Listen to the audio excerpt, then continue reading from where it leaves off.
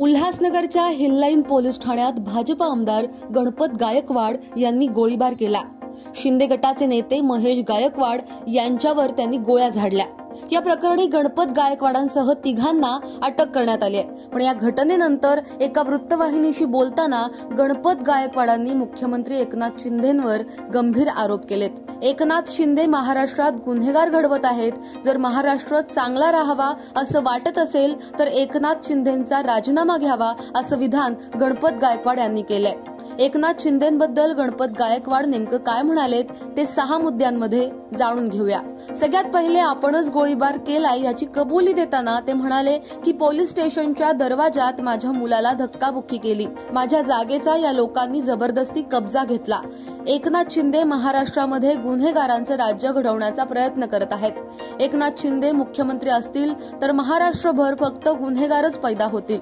आमच्यासारख्या चांगल्या माणसांना आज एकनाथ शिंदेंनी गुन्हेगार बनवलं आहे आणि म्हणून या सर्व म्हणजे मला मनस्ताप झाला आणि मी फायरिंग केली। पुढे आपल्या हेतूबद्दल बोलताना ते म्हणाले की मी त्यांना जीवे मारणार नव्हतो, पण माझ्यावरती असं कोणी करत असेल पोलिसांच्या समोर तर माझ्या आत्मसंरक्षणासाठी मला हे करणं गरजेचं आहे। आणि एकनाथ शिंदे साहेबांनी असेच गुन्हेगार सर्व महाराष्ट्रभर पाळून ठेवले आहेत। एकनाथ शिंदेंनी दुसऱ्यांचं आयुष्य खराब करायला घेतलंय। मी वरिष्ठांना बरेच वेळा सांगितलेलं होतं, माझा निधी वापरला जातो तिथे श्रीकांत शिंदे स्वतःचा बोर्ड लावतो जबरदस्तीने।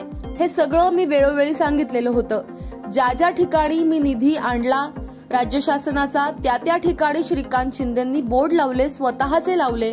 माझ्यावर भ्रष्टाचाराचे आरोप केले। एकनाथ शिंदेंनी त्या भ्रष्टाचारात किती पैसे खाल्लेत ते शिंदे साहेबांनी सांगावं। पुढे एकनाथ शिंदे भाजप बरोबरही गद्दारी करणार आहेत असा दावा करताना गणपत गायकवाड म्हणाले की शिंदे साहेबांनी उद्धव साहेबांशी गद्दारी केली आणि ते बीजेपी सोबतही गद्दारी करणार आहेत।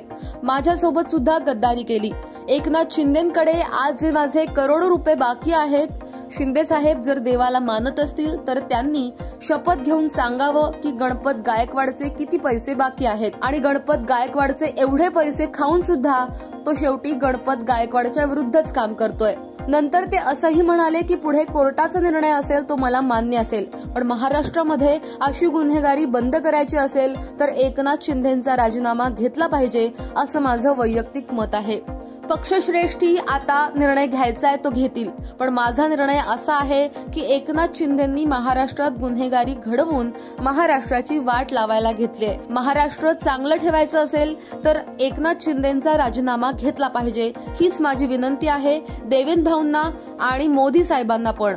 याबाबत पक्षश्रेष्ठींशी देवेंद्र फडणवीसांशी बोलण्याचा प्रयत्न केला नाही का असा सवाल केला गेला तेव्हा ते म्हणाले की मी आमच्या पक्षाच्या मीटिंगमध्ये वेळोवेळी सांगितलं होतं, मला जिथे जिथे फंड लावला जातो, साधं मी लायब्ररी बनवली होती वालधुनीमध्ये, त्या लायब्ररीचं उद्घाटनही झालं नाही आणि त्या ठिकाणी पेंटिंग करून श्रीकांत शिंदेंनी आपल्या स्वतःचा बोर्ड लावलाय। म्हणजे किती खालच्या थराला जाऊन हे लोक काम करतात। बीजेपीला संपवण्याचं कामही हे लोक करत आहेत असंही झी24 तासशी बोलताना गणपत गायकवाड यांनी म्हटलंय। आता या साऱ्या आरोपांवरती तुमचं म्हणणं काय खाली कमेंट बॉक्समध्ये अवश्य कळवा आणि पाहत रहा लोकमत।